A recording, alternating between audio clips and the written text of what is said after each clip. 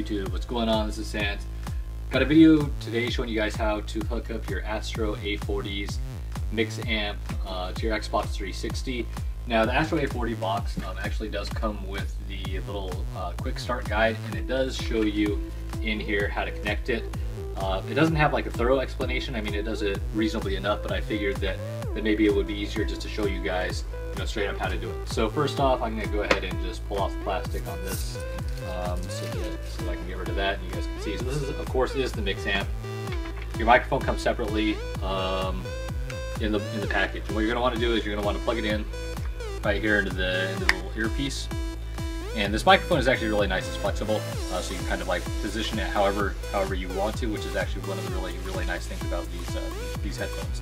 So there we have that. So now let's get down into the nitty-gritty stuff. So this is the optical cable, and you can tell just by the ends, right, that it has optical input and output. So what we have back here is, you can see that it has optical in, MP3 player, so this is to plug into your MP3, like if you have an iPod or something like that. This is to stream if you want to stream audio out.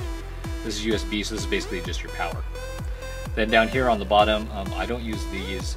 This one is for the headphone jack, obviously, and this one is for your controller audio. So those are the major components to the mix amp, if you guys were wondering what these all do. So let's get down to business. So I'm going to go ahead and untie this bad boy. And now there's, two different ends. So I'm going to show you guys real quick which one goes where.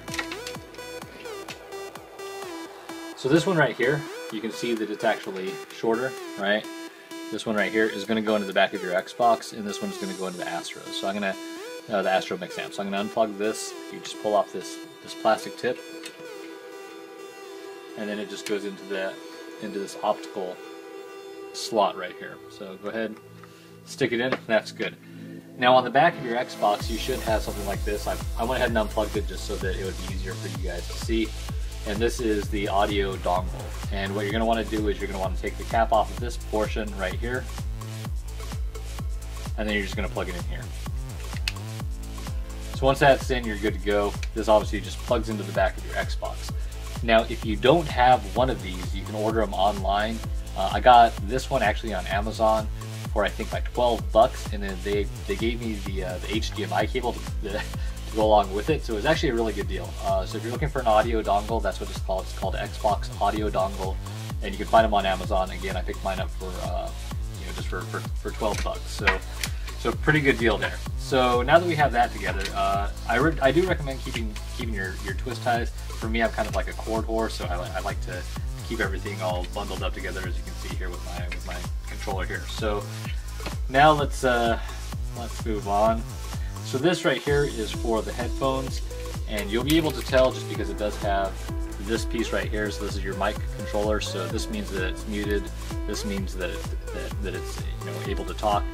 So we're going to take this piece right here, and we're going to plug it into this portion of your Astros.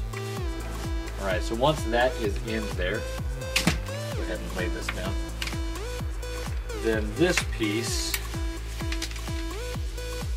plugs in to the bottom, right here. Okay. Now this guy right here, which is the smaller cable, and this one's pretty easy to tell too. If you look at the ends,